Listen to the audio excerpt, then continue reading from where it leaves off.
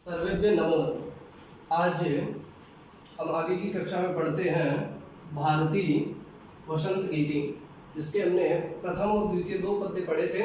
आज तीसरा और चौथा पद्य पढ़ते हैं। तीसरा पद्य है ललित पल्लवे पादपे पुष्पकुंजे मलय मारुतो चुंबिते मंजुकुंजे स्वनंतिन ततिं प्रेक्षे मलिनाम निनादये नवीनामय वाणी वीणाम कि हे सरस्वती नवीन वीणा बजाओ। क्या क्यों बजाओ? तो अब इसका अर्थ देखते हैं कि ललित यानी सुंदर, पल्लवे पल्लव कहते हैं पत्तों को, सुंदर पत्ते, पादपे पादप किसको कहेंगे? पेड़ों को और पौधों को। केवल पौधों को नहीं कहेंगे, पेड़ भी इसमें साथ में आते हैं, क्योंकि पादप का मतलब होता है जो पेड़ों से पीता है। तो सुंदर पत्ते, पादप यानी पेड़ पौधे, पुष्प कुंजे, कुंज का मतलब होता है समूह है, और पुष्प यानी जो पुष्प है, फूल है, उनके गुच्छे, मलय मारुत जो मलय एक पर्वत है, और उस मलय पर्वत से निकलने वाली, मलय का मतलब चंदन भी होता है, तो मलय मारुत मलय पर्वत से निकलने वाली यानी जो चंदन जैसी सुगंधित हवाएं है, चुंबिते चुंबन किए हुई, स्पर्श की हुई, मंजू कुंजे यानी सुंदर लताओं से आच्छादित जंगल के अंदर, वन के अंदर, कुंज के अंदर, स्वनंतिम आवाज करती हुई, ततिम पंक्ति को, प्रेक्षे देख कर, मलिनाम इसको जब अलग अलग करेंगे तो मलिनाम तो मलिनाम और अलीनाम, अलीनाम इसका जो अलंत में है, इसके अंदर अलीनाम का है मिल जाएगा। मलिन मतलब मेला, जिसको सामान्य भाषा में हम कह सकते हैं काला, और अली किसको कहते हैं? भ्रमर, भंवरे को। तो मलिनाम काले भ्रमर, भंवरों का। दोनों में सेम विभक्ति है, क्योंकि ये जो मलिनाम है ये विशेषण है किसका? अलीनाम, काले भंवरों के। अब इसका पूरा अर्थ देखते हैं कि मलिनाम अलीनाम काले भंवरों की, ततिम प्रेक्षे पंक्ति को देखकर, कैसी पंक्ति को? स्वनंतिम आवाज करती हुई पंक्ति को देख करके।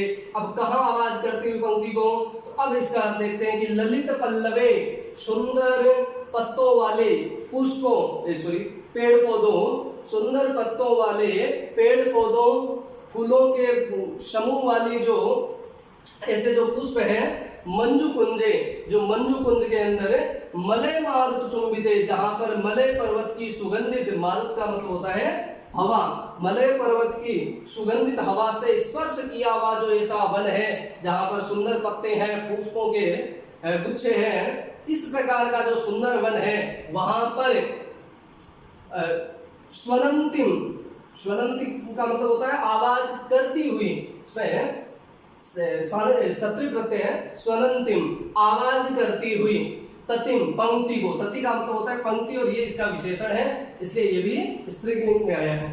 तो स्वनंतिम आवाज करती हुई, ततिम पंक्ति को, प्रेक्षे देख कर, किसकी पंक्ति को? मलिनाम अलीनाम काले भंवरों की लाइनों को देख करके, निनादये नवीनाम अहिवाणी वीणाम की हे सरस्वती नवीन वीणा बजाओ। सुंदर पुष्पों वाले पादपों, सुंदर पत्तों वाले पुष्प है जहां पर, और पुष्पों के गुच्छे वाले जहां, इस प्रकार के सुंदर जो मंजू कुंज है, उसमें मलय पर्वत की सुगंधित हवाओं से चुंबित जो ये है, स्पर्श किए हुए है ऐसे, और जहां पर काले भंवरों की आवाज गुंजन करती हुई पंक्तियों को देख करके हे सरस्वती तुम नवीन वीणा बजाओ। आगे चौथा कि लतानां नितांतम सुमं शांतिशीलम चलेदुच्छलेत कांत सलीलम तवाकर्ण्यम वीणाम अधीनाम नदीनाम निनादये नवीनाम अहिवाणी वीणाम।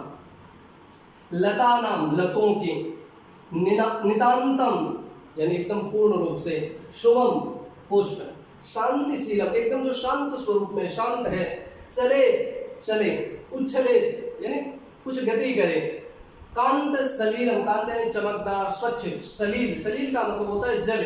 यहाँ ये जो दोनों शब्द यहाँ हमें थोड़ा सा देखना चाहिए सलील। सलील का मतलब होता है जल, पानी। हम सामान्यतः यहाँ पानी के पर्यायवाची के रूप में इसको पढ़ते हैं, लेकिन सलीलम यहाँ लीलया सहितम, लीला के साथ। लीला, लीला का मतलब होता है खेलना, तो उस लीला के सहित सलील।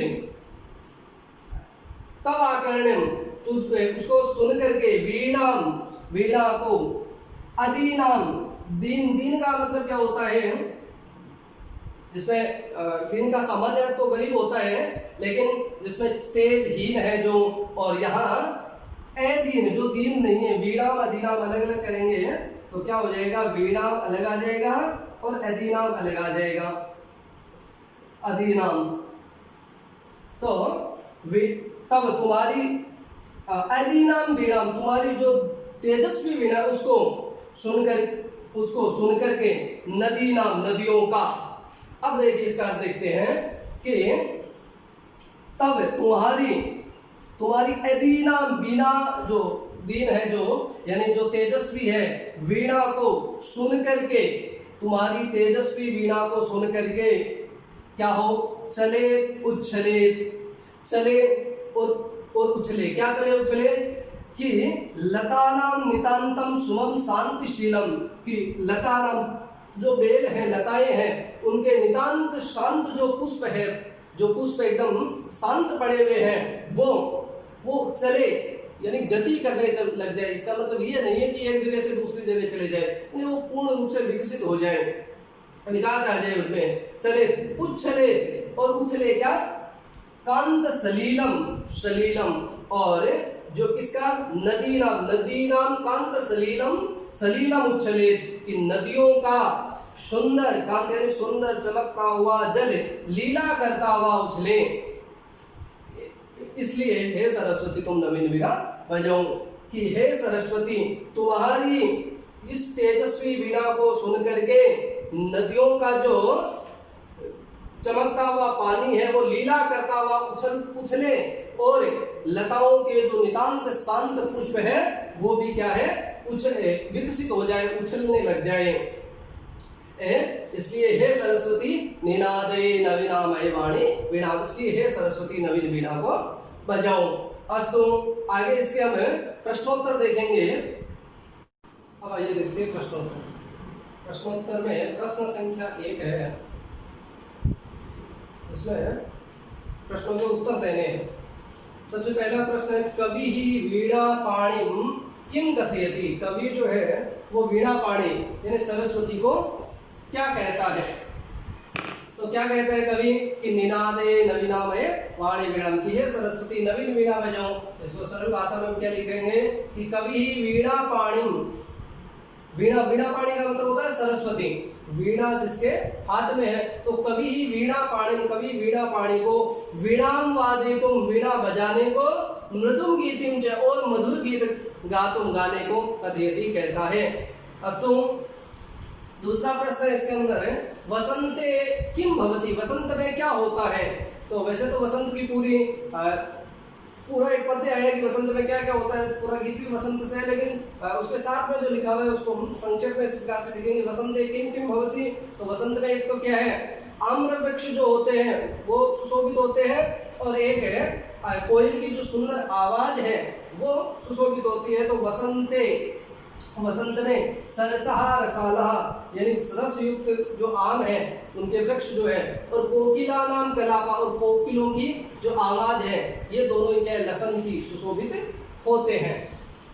तीसरा प्रश्न है, सरस्वत्याः वीणां श्रुत्वा किम परिवर्तनम भवतु इति कवे इच्छाम लिखत। अंतिम वाला पद्य जो है कि कांत शांतशीलम, जो पुष्प है वो चले उछले, इस प्रकार का जो चौथा पद्य है, तो सरस्वत्याः वीणां श्रुत्वा, सरस्वती की वीणा सुन करके किम परिवर्तनम भवतु, क्या परिवर्तन हुए, इति कवे इच्छाम लिखत। इसमें कवि की जो इच्छा है वो लिखनी है। तो कवि की इच्छा क्या है, सरस्वत्याः वीणां श्रुत्वा, सरस्वती को, ये जो एरो वाले हैं वो सारे के सारे उत्तर हैं।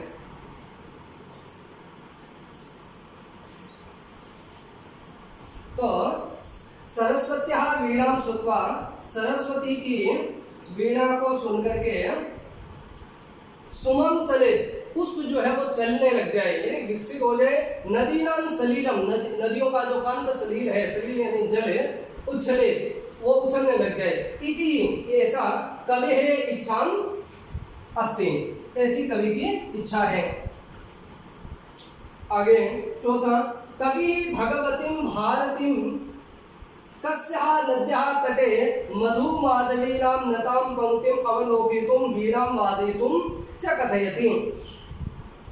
प्रश्न बहुत बड़ा लग रहा है लेकिन उत्तर इसका सबसे छोटा होगा। कवि भगवती भारती, कवि भगवती भारती, भगवती सरस्वती को कस्याः नद्याः तटे, किस नदी के तट पर, यानी किस नदी के तट पर माधवी नाम की जो लता है उसको नताम पंक्तिम अवलोक्य, उसकी झुकी हुई पंक्तियों को देख करके वीणाम वादितुम, उसको देख करके वीणाम वादितुम कथयति, उच्चारण नहीं आएगा, वीणा बजाने को कहता है। तो किस नदी पर? दूसरे पद्य में आया कलिंदात्मजाया सवानिध तीरे, कलिंदात्मजाया यानी यमुना, कलिंदात्मजाया किसको कहेंगे? कालिंदी किसको कहेंगे? यमुना को। तो यमुना यहाँ नद्याः तटे। अब इसको क्या है, हम प्रश्न में जोड़ करके लिख सकते हैं, काफी बड़ा प्रश्न है लेकिन हमें लिखना कहाँ, ये आना चाहिए। कस्याः नद्याः तटे, केवल प्रश्न इतना है तो क्या हो जाएगा, यमुना यहाँ नद्याः तटे, तटे यहाँ तक का जो है वो मैंने लिखा है, बाकी पूरा प्रश्न जोड़ करके इसमें लिख सकते हैं। कवि भगवतीं भारतीं यमुना यहाँ नद्याः तटे मधुमाधवीनां नतां पंक्तिं अवलोक्यं वीणां वादितुं कथयति। ऐसा ये पूरा उत्तर हो जाएगा इसका। अस्तु, आगे जो दूसरा प्रश्न है, वो जो प्रश्न है वो है पर्याय पद लिखने का, यानी जो एक ही चीज के लिए दो समान शब्द जो होते हैं उसको पर्याय कहते हैं। जैसे इसमें कुछ पर्याय पद चुन करके सामने उसको मिलान करना है। जैसे सबसे पहले है सरस्वती। सरस्वती के लिए इस पाठ में क्या क्या पद आए? तो भारती आया ही है, एक वाणी आया है और एक यहाँ वीणा वाणी भी आया। तो सरस्वती को क्या कहेंगे यहाँ पर? वाणी। सरस्वती वाणी से मिला देंगे, सरस्वती का पर्यायवाची वीणा है, सॉरी वाणी है। आम्रम, आम्र किसको कहा है? आम्र यानी आम होता है, उसके लिए क्या आया है? रसाल। रसाल है यानी रसाल भी किसको कहते हैं? आम को कहते हैं। पवन, तो पवन, पवन का पर्यायवाची क्या हो जाएगा? शमीर। क्या हो जाएगा? समीर। समीर यानी हवा और पवन यानी भी हवा। तटे, तट यानी किनारा, तट का तीरे। और भ्रमराणाम, भ्रमर, भ्रमर को क्या कहा है इसमें? अली, तो अली नाम। अस्तु, इसमें आप देख लेना, सरस्वती, वाणी, आम्रम, रसालः, पवनः, शमीरः, तटे, तीरे, भ्रमराणाम, अली नाम। जिस विभक्ति में सरस्वती, अब जैसे यहाँ तटे सप्तमी में आया है तो यहाँ पर भी तटे, तीरे जो है वो सप्तमी में। यहाँ भ्रमराणाम षष्ठी में आया तो ये भी यहाँ पर षष्ठी में। विभक्ति सेम नहीं होता है जो पर्यायपद होता है। तीसरा जो प्रश्न है उसमें कुछ पद दिए हुए हैं, शब्द दिए हुए हैं, जैसे बहती है, मंद मंदम है। इन पदों से वाक्य रचना करना है। ये आपका गृह कार्य में रहेगा, आपको बड़े सरल से वाक्य निर्माण करना है। जैसे मंद मंद से है तो हवा धीरे धीरे बहती है, इस प्रकार के जो भी उसमें है हवा से बनाना है। जो भी 4 या 5 शब्द है उनसे आपको वाक्य बनाने हैं। अगला जो, और उसमें चौथा जो प्रश्न है वो पद्यों का हिंदी अनुवाद है। हिंदी अनुवाद हमने 4 पद्यों का पढ़ा है। अगला जो 5वां प्रश्न उसमें विलोम यानी विपरीत अर्थ वाले शब्द लिखने हैं। अब विपरीत अर्थ वाले शब्द इन 5 के, जैसे कठोरम, कठोर, कठोर का विपरीत क्या उल्टा है? कठोर यानी जो कठोर होता है, मजबूत होता है, उसका कोमल, जो कोमल होता है उसको कठोर का विलोम है, उल्टा है। कटु, कटु का मतलब होता है कड़वा, और मधुरम, मधुर, मीठा। शीघ्रम, शीघ्र यानी बहुत जल्दी जल्दी। मंद यानी धीरे धीरे, इसका शीघ्रम का सनय, सनय भी हो सकता है। प्राचीनम, प्राचीन यानी पुराना, उसका क्या हो जाएगा? नवीनम, नवीन। निरस है यानी बिना रस युक्त, जिसमें कोई रस नहीं है, ऐसा, इसका विलोम उल्टा क्या हो जाएगा? सरस है। तो ये अपने प्रश्नोत्तर है। अब आप में को इसमें गृह कार्य का जो प्रश्न है वो क्या रहा? वो प्रश्न है प्रश्न संख्या 3, जिसके अंदर शब्दों से वाक्य रचना करनी है। अस्तु, ये आपके प्रश्न अच्छे प्रकार से समझ में आए हैं, इनका अभ्यास करना है। हरिओम।